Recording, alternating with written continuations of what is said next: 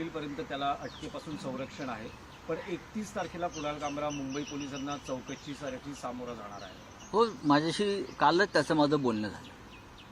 अच्छा, म्हणजे तुमचा आणि त्याचा संपर्क नाही, आहे, संवाद आहे. मी त्याला म्हणालो की आपण कायद्याला सामोरं जायला पाहिजे. संपर्क तुका अतिरेकी आहे.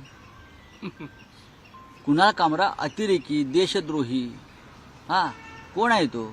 नाही, तो अल कायद्याचा मेंबर आहे का? नाही, तो अतिरेकी नाही, पण शिंदे गटाकडून असं वारंवार सांगितलं जातं बघा, की शिंदे संजय राऊत आणि कुणाल कामरा यांचं एकूण मिलीभगत किंवा का असतं मिलीभगत कन्सर्नने आहे? या सगळ्या गोष्टी होत्या. कुणाल कामरा हे या देशातला एक कलाकार आहे, एक कवी आहे, एक तुमचं लेखक त्यांनी आहे. मुलाखत केली होती, पॉडकास्ट झालं होतं तुमचं, तुमच्या बरोबरचे त्यांचे फोटो आहेत, त्यामुळे असं म्हटलं जात आहे की हे म्हणू त्या ना, शिंदे म्हणतात म्हणजे काय झालं? शिंदेचे कोणाबरोबर फोटो आहेत ते आम्ही काढू का? कुणाल कामरा हा देशद्रोही आहे का? कुणाल कामरा हा दहशतवादी आहे का? कुणाल कामरा हा फुटीरतावादी आहे का? कुणाल कामरा हा बेईमान गद्दार आहे का? नाही. देशाच्या बाबतीत कुणाल कामराने मला विचारलं, मी म्हटलं आपण कायद्याला सामोरं जायला पाहिजे. हा देश घटनेनुसार चालतो, संविधानानुसार चालतो, आणि अभिव्यक्ती स्वातंत्र्याच्या लढाईमध्ये असे हल्ले शारीरिक आणि इतर हे आपल्याला सहन करावे लागतात. आम्ही सुद्धा सहन केलेले आहे. तेव्हा तुम्ही सुद्धा महाराष्ट्रात येऊन कायदेशीर कारवाई जर कोणी केली असेल तर आपण त्यांना सामोरं जायला पाहिजे. नाही, पण राऊत साहेब, तुम्ही मध्ये म्हणालात की कुणाल कामरा आणि माझा DNA एकच आहे. आता तुम्ही म्हणतात की कुणाल कामराशी तुमचं बोलणं होतं आहे. मग काय बोलणं इतकं- का होऊ नये? नाही, इतकं उद्या जर माझ्यासमोर मधुर संबंध कसे काय? प्रधानमंत्री मोदींशी माझं बोलणं होऊ शकतं, अमित शहाशी बोलणं होऊ शकतं, देवेंद्र फडणवीस यांच्याशी बोलणं होऊ शकतं. माणसानं भिंती उभ्या केलेल्या नाही आहे त्या देशामध्ये आणि महाराष्ट्रामध्ये. कोणी कोणाशी बोलायचं नाही, का बोलायचं नाही? माझा परत तोच प्रश्न आहे.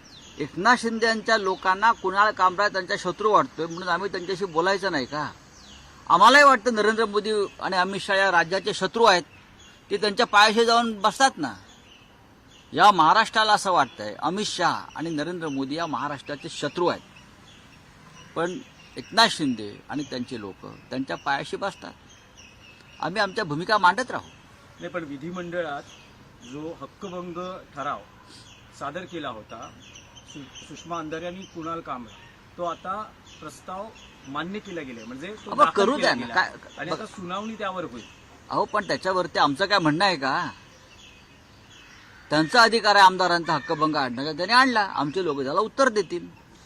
कालच प्रताप सरनाईक यांनी देखील कुणाल कामरा याच्यावर आरोप केलेले आहेत. त्यांचं असं म्हणणं आहे की उमर खालिद जो दिल्ली दंगलीचा मास्टर माइंड होता, तो आणि कुणाल कामरा हे एकत्र होते. त्याचमुळे नागपूर दंगलीमध्ये देखील कुणाल कामराचा हात बघा, प्रताप सरनाईकांनी अभ्यास करावा असं मला वाटतं.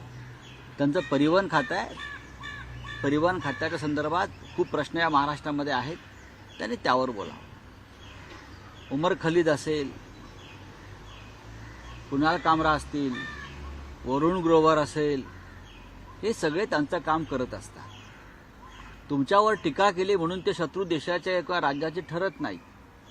तुम्हाला त्यांना उत्तर द्यायचा पूर्ण अधिकार आहे आणि तुम्ही त्या पद्धतीनं देऊ शकता.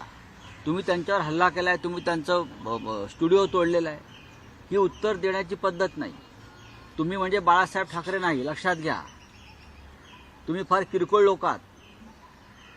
हिंदुहृदय सम्राट बाळासाहेब ठाकरेंबरोबर तुम्ही स्वतःची तुलना करू नका. तुम्ही अत्यंत चिल्लर लोक आहात, हे मी परत सांगतो. त्याच्यामुळे तुम्ही कायद्याच्या बाबतीत जर काही भूमिका घेणार असाल तर तुम्ही ती घ्यावी, जरूर घ्यावी. आणि कुणाल कामरानं महाराष्ट्रात येऊ नये किंवा इकडे जाऊ नये हे तुम्ही कोण ठरवणार? तुम्ही त्याचा मर्डर करणार आहात का? खून करणार आहात का? ते जाहीर करा आम्ही त्याचा खून करतोय म्हणून. नाही, कदाचित करा ना. कदाचित 31 तारखेला जेव्हा कुणाल कामरा मुंबईत येईल तर कायदा सुव्यवस्थेची परिस्थिती निर्माण होऊ शकते. कसली यासाठी कायदा, यांचं राज्य आहे म्हणून कायदा सुव्यवस्थेवरती गप्पा मारतात. हे म्हणजे गल्लीतल्या टोळ्या आहेत या. हे जे दाऊद इब्राहिमनं किंवा त्या वेळेला जेव्हा भाडोत्री गुंड पोचण्यासाठी कॉन्ट्रॅक्ट किलर्स नेमले होते पैसे देऊन, तसे सगळे कॉन्ट्रॅक्ट किलर्स आहेत ते राजकारणातले. पैसे आहेत, उद्या यांच्याकडे पैसे नसतील तर हे सगळे त्यांचे कॉन्ट्रॅक्ट किलर्स आहेत, ते दुसऱ्या पक्षात जातील. अजित पवार गटामध्ये असतील किंवा भाजपकडे असतील किंवा शिंदेकडे असतील, हे सगळे भाडोत्री गुंड आहेत. ज्या दिवशी सत्ता बदलेल तेव्हा आमच्या दारामध्ये बाहेर उभे असतील. They all are contract killers.